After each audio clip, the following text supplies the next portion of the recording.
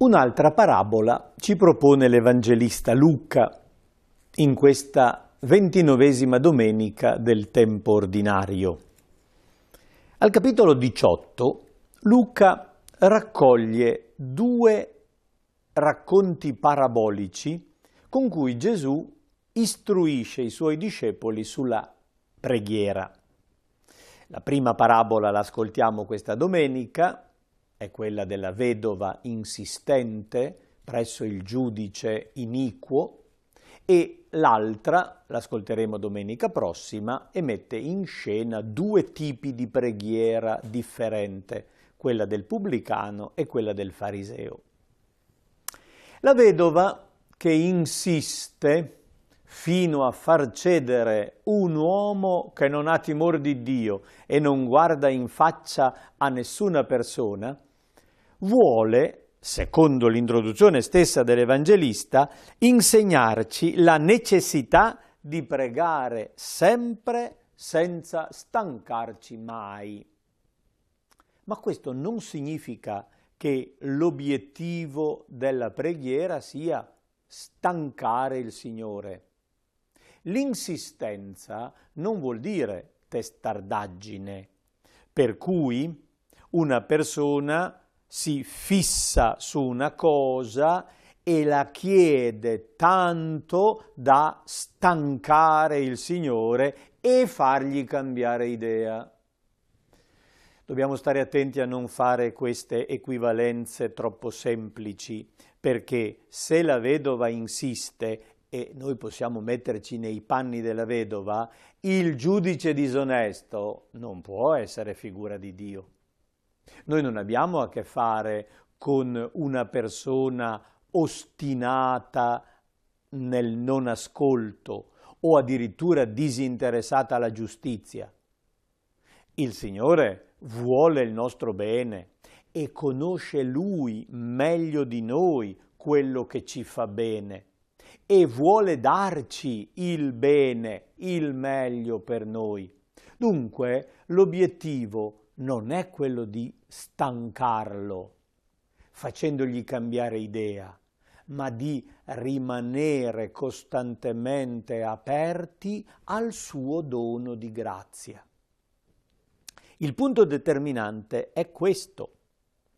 La vedova, cioè una donna senza appoggi sociali, priva di diritti in quella società antica, chiede che le venga fatta giustizia. Il centro della parabola è chiedere la giustizia. Addirittura un giudice disonesto ascolta una richiesta del genere. E volete che non vi ascolti il Signore, che è veramente buono e ama la giustizia? Certamente, insegna Gesù, Dio farà giustizia prontamente ai suoi che gridano notte e giorno verso di Lui. Gridare notte e giorno verso il Signore, desiderando la giustizia, significa avere come desiderio profondo che si compia il progetto di Dio in noi. Che cos'è la giustizia? Oggi lo ascoltiamo molte volte in notiziari di cronaca, molte persone per molte situazioni diverse chiedono giustizia. Addirittura per una catastrofe naturale qualcuno chiede giustizia, perché bisognava dare l'allarme, o perché c'è stato un incidente, o addirittura un atto delittuoso in cui qualcuno è stato ucciso. Che cosa significa fare giustizia per un giovane trovato morto? Bisogna scoprire il colpevole. Allora, ammettiamo di riuscirci. Troviamo il colpevole dell'assassinio. È fatta giustizia? No, bisogna punire il colpevole. Come? Come si ottiene la giustizia punendo il colpevole? E lì si possono dare tante misure diverse, una multa, qualche mese, qualche forma di rieducazione, 20 anni, l'ergastolo, la pena di morte, ma comunque sia, punito il colpevole, è fatta giustizia? Che cosa ci vuole per fare giustizia? L'intervento di Dio che risusciti il morto e faccia diventare buono il delinquente. Questa è giustizia. Quando la vittima ritorna in vita e l'uccisore capisce di avere sbagliato, si converte e diventa santo, giustizia è fatta. Può un giudice terreno fare giustizia? No. Allora, chiedere la giustizia di Dio vuol dire realizzare quel progetto di vita, dare la vita all'ucciso, dare la santità al delinquente. Teniamo questa seconda parte. Chiedere la giustizia vuol dire per ciascuno di noi desiderare ardentemente, giorno e notte, con grida, di poter realizzare nella nostra esistenza la giustizia di Dio, il suo progetto. Questa è la fede. L'ultimo versetto è tragico, contiene una domanda. Quando il Figlio dell'uomo verrà, troverà la fede sulla terra? La fede è degli eletti che gridano notte e giorno a Lui chiedendo fammi giustizia. Desidero diventare giusto, desidero la giustizia della fede, quella conforme al progetto di Dio. È un combattimento spirituale, diventare giusti, veramente, in profondità. Ecco perché la prima lettura ci propone un episodio del libro dell'Esodo che fin dai padri della Chiesa abbiamo imparato a leggere in modo allegorico. La battaglia contro Amalek diventa il simbolo del combattimento spirituale. Gli Amaleciti erano una tribù di briganti del deserto, ma sono diventati nel linguaggio biblico la cifra simbolica del male, del nemico. Combattere Amalek vuol dire combattere l'avversario di Dio. Eliminarlo permette di far vivere il popolo. Ma in questa battaglia Giosuè, che è giovane e valoroso e prende le armi con gli altri giovani di Israele, non riesce a sconfiggere il nemico se Mosè sul monte non tiene alzate le mani in preghiera.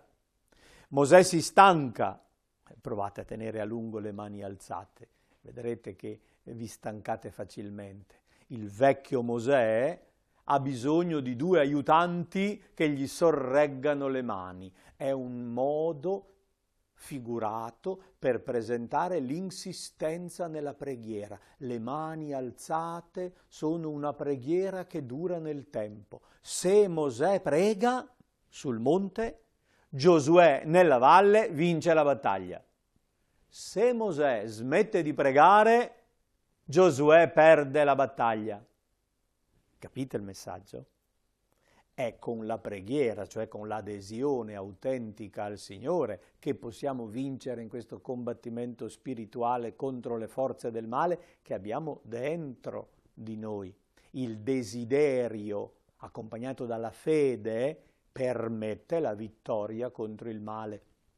Il mio aiuto viene dal Signore, lo diciamo accompagnando il Salmo 120. Guardo e mi chiedo da dove mi viene l'aiuto. L'aiuto mi viene dal Signore. Senza di Lui non posso fare niente. L'Apostolo Paolo, scrivendo a Timoteo, nella seconda lettera, che ci accompagna già da qualche domenica, gli dà il suggerimento di leggere, meditare, studiare attentamente la Sacra Scrittura. È un insegnamento che vale per noi. Nella Bibbia noi troviamo le armi per combattere la buona battaglia della fede. E dice al discepolo che diventa predicatore al posto dell'apostolo, non avere paura, insisti, annuncia nei momenti opportuni e anche quelli non opportuni, ammonisci, rimprovera, esorta. con ogni magnanimità e insegnamento. Usa la Sacra Scrittura però, perché quella è utile per formare, per istruire, per educare, per convincere, per correggere. L'uomo di Dio, ben completo e preparato, è fondato sulla Sacra Scrittura. Dalla Bibbia noi abbiamo l'arma per questo combattimento spirituale. La lettura e la meditazione costante della parola di Dio custodisce la fede e ci dà la forza di desiderare la giustizia, gridando a Dio giorno e notte perché faccia giustizia. E certamente il Signore fa giustizia per noi se lo desideriamo.